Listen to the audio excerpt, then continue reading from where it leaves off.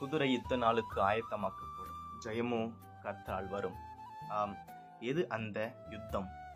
வேதவசனம் சொல்லுகிறது, எபேசியர் 6:12, ஏனெனில் மாம்சத்தோடும் இரத்தத்தோடும் அல்ல, துரைத்தனங்களோடும் அதிகாரங்களோடும் பிரபஞ்சத்தின் அந்தகார லோகாதிபதிகளோடும் வான மண்டலங்களில் உள்ள பொல்லாத ஆவிகளின் சேனைகளோடும் நமக்கு போராட்டம் உண்டு என்று. வேதவசனம் இப்படியாய் சொல்லியிருக்க, நாம் நம்மை சுற்றியுள்ள மனிதர்களோடு கூட போராடி கொண்டிருப்பது நல்லதல்ல, தேவனுக்கு ஏற்றதும் அல்ல.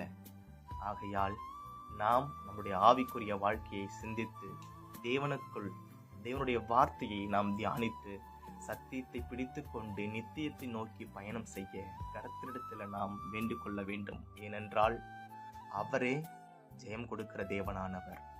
ஜெயத்தை தேவனுடைய வார்த்தையை கொண்டு நாம் பெற்றுக்கொள்ளுவோம். தேவனுக்கு கீழ்ப்படிந்து வாழ்வோம்.